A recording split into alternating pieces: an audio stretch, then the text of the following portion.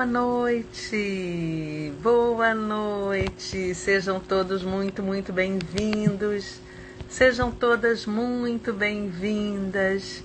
E para vocês que vão ver esse vídeo mais tarde ou mesmo amanhã, sejam bem-vindos.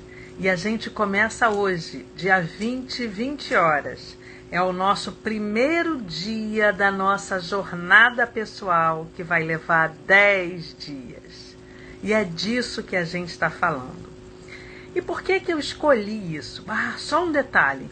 Eu tenho recebido algumas perguntas no direct e eu vou esclarecer duas coisas. Sim, eu sou médica. Então, meu olhar parte desse ponto de vista. Eu sou médica, com uma formação em clínica e nefrologia inicialmente, quer dizer, trabalhava com rins e terapia intensiva.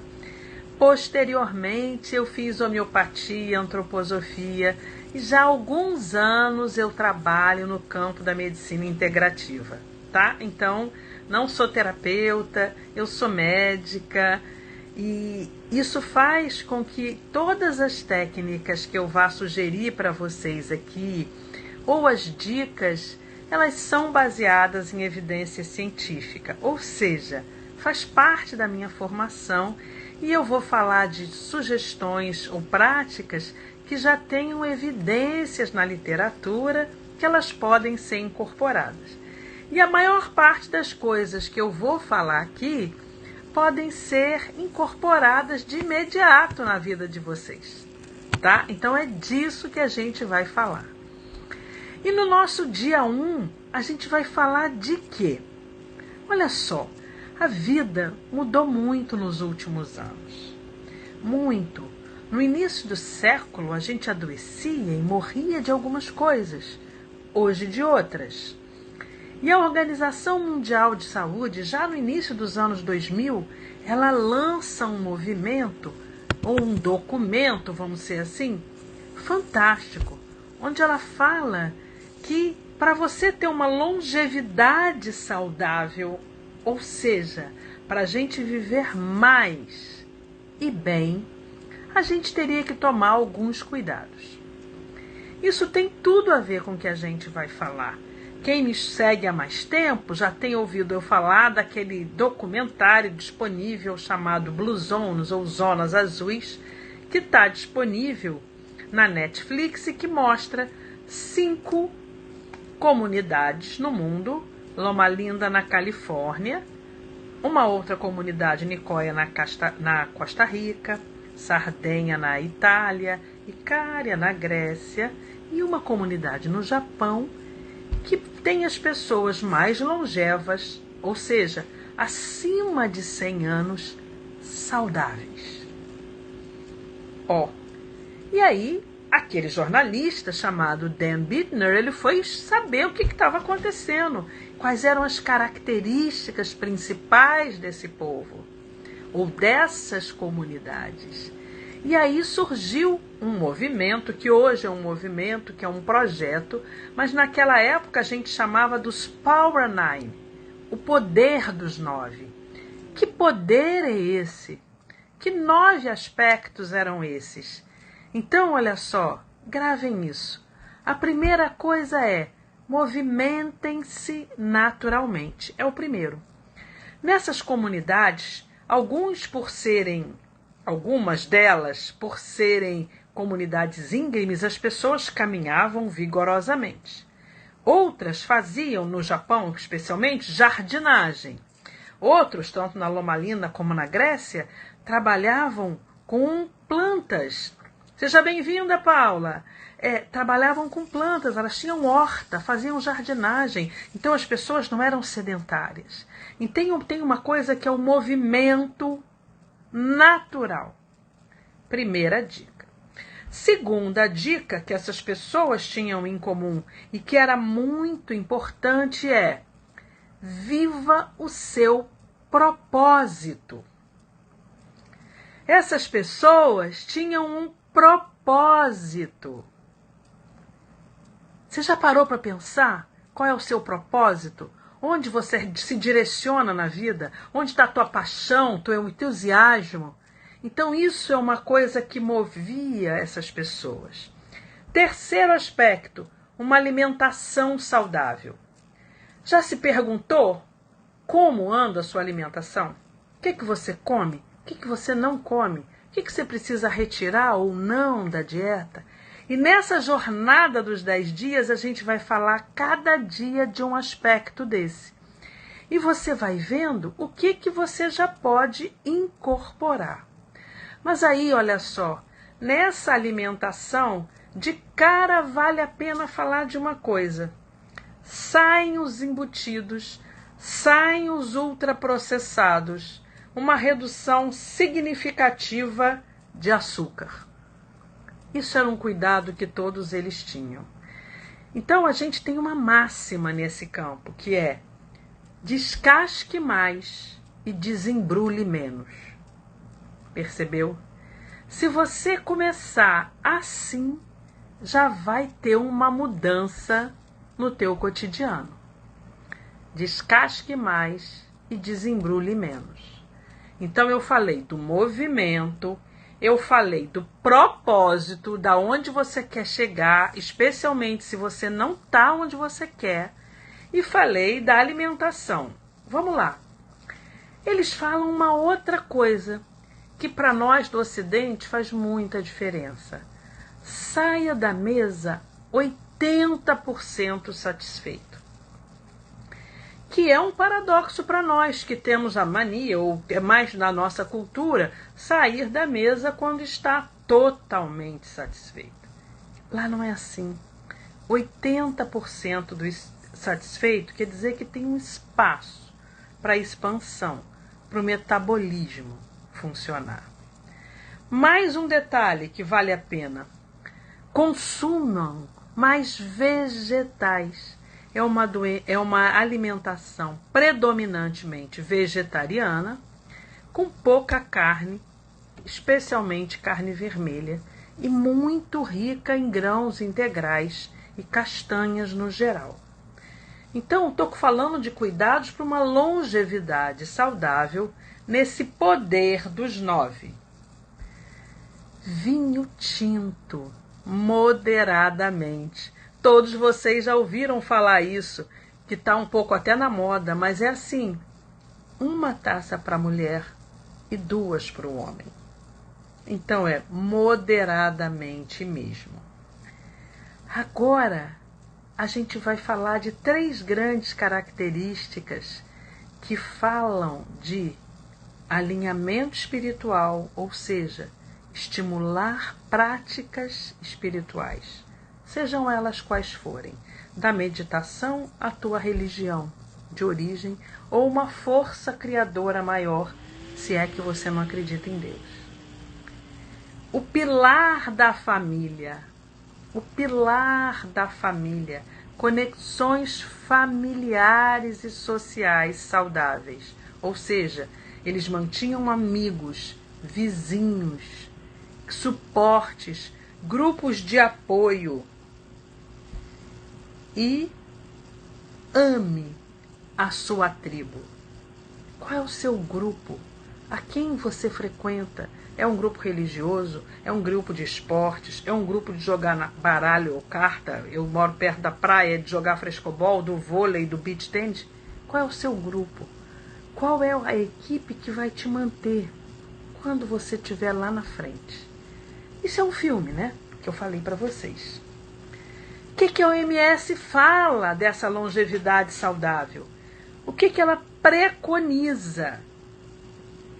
Primeira coisa, alimentação saudável. Por que ela fala isso?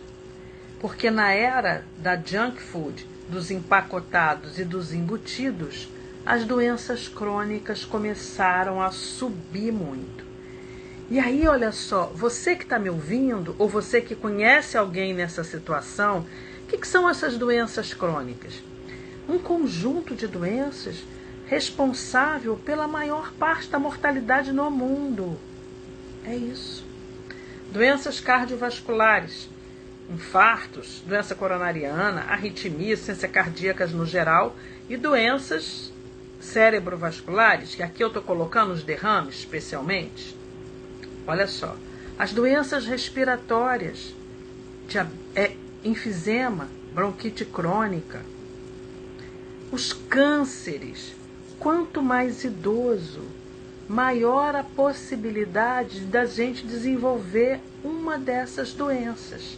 Diabetes, especialmente o diabetes que a gente achava tipo 2, que era o diabetes da maturidade, que cada vez acontece mais cedo. Hoje em dia, a gente vê adolescentes, adultos jovens ficando diabéticos por hábitos, por doenças metabólicas, por desequilíbrios e as condições mentais. Então eu falei de 5 grandes causas que, olha só, os 5 principais fatores de risco são os mesmos: alimentação inadequada, sedentarismo, tabagismo, uso abusivo de álcool e poluição. As 5 principais causas, os 5 principais agentes. Quando isso acontece, essas doenças crônicas são doenças insidiosas, que você não sabe muito bem quando elas começam, com que rapidez elas vão evoluir. Mais do que isso, tem múltiplos fatores. De cara eu dei 5. E, em geral, elas não têm cura. Você vai precisar cuidar, acompanhar ao longo da vida inteira e adquirir hábitos ou mudanças de estilo de vida. Perceberam? Tanto que de uns 20 anos para cá, a gente começa a falar de medicina do estilo de vida. Que medicina é essa? É uma medicina claramente voltada para os hábitos, de você incorporar na tua vida condições ou situações que vão te deixar melhor, viver melhor. Então, a Organização Mundial da Saúde começa a olhar para isso, e o primeiro aspecto que ela aborda é a alimentação. Qual é o segundo? Atividade física. Lembra da Loma Linda lá? Mova-se naturalmente, atividade física. Por quê? O CDC, que é o órgão de controle de doenças americano, fala que 80% da população americana não faz atividade física suficiente. Não é à toa que você vê lá uma sociedade basicamente com sobrepeso ou obesa. Então, olha só, cuidar da alimentação vai fazer muita diferença. A outra coisa é atividade física regular. E na atividade física, presta atenção, registra, anota, conta para todo mundo.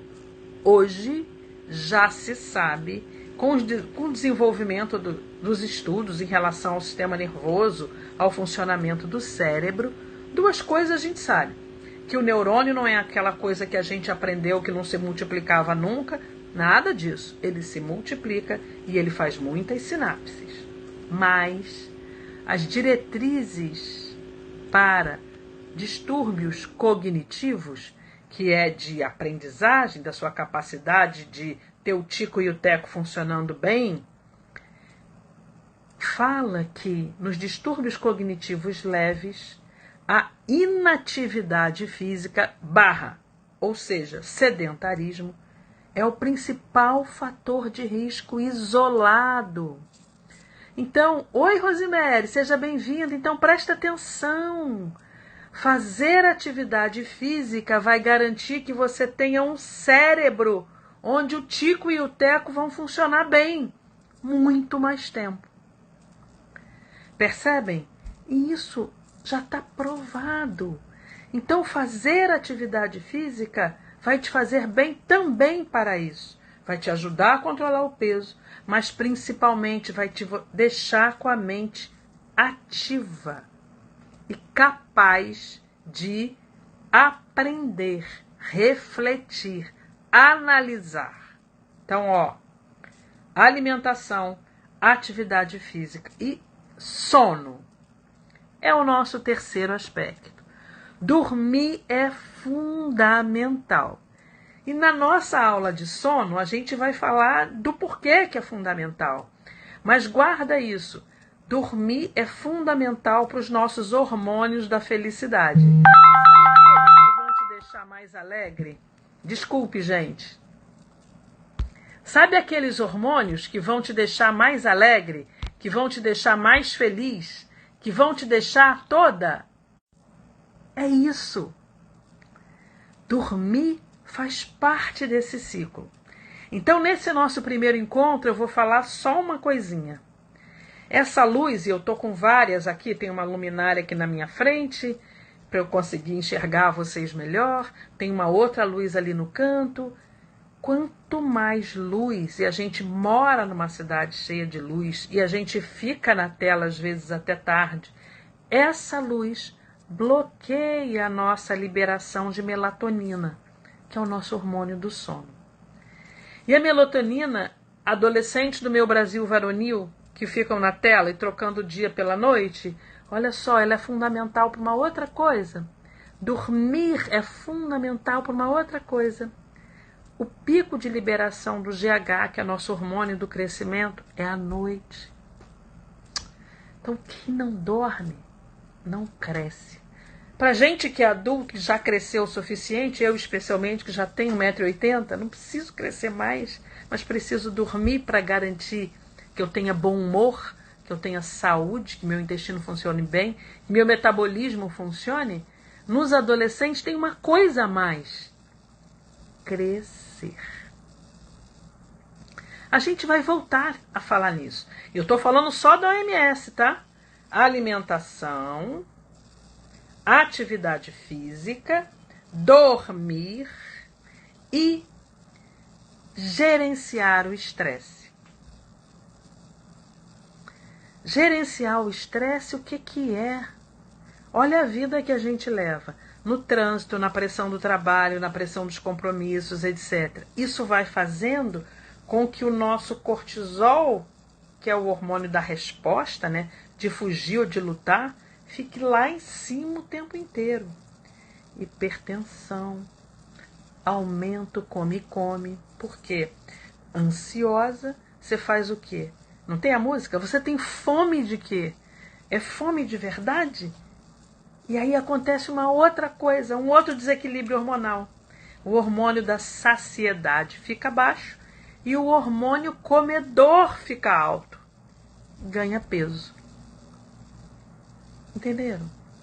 Então, olha só, e como que a gente trabalha o estresse? A gente também vai ver isso. Dicas práticas para esse primeiro dia: atividade física novamente. Atividade física ao ar livre. Por quê?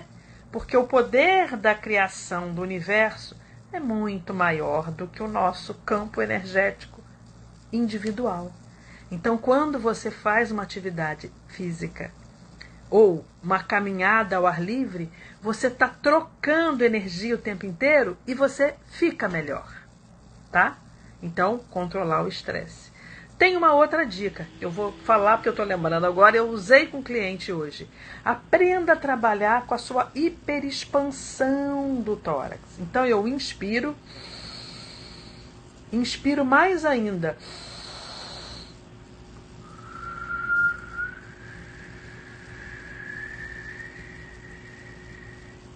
E eu expiro todo o ar dos pulmões soprando.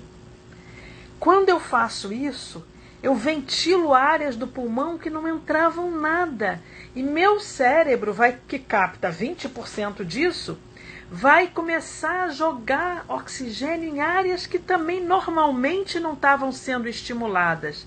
Eu fico com a mente mais clara, com maior capacidade de dar resposta.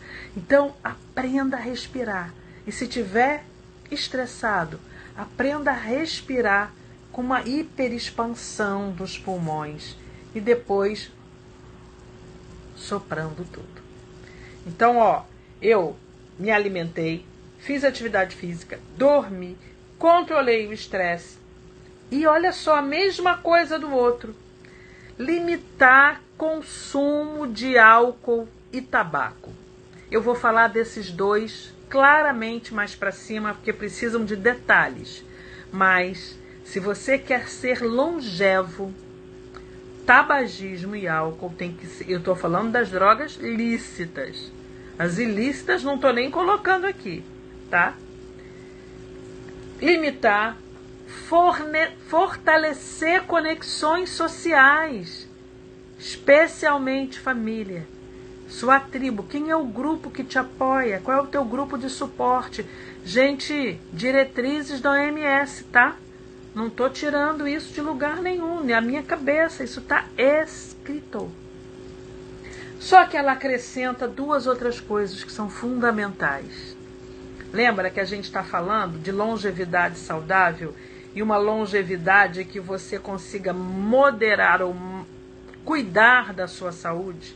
Então presta atenção, ela coloca explicitamente controle de obesidade, hipertensão arterial e diabetes mellitus, principais causas que concorrem para a mortalidade. Então presta atenção. Se você está acima do peso, é obeso ou tem hipertensão e diabetes, cuide-se.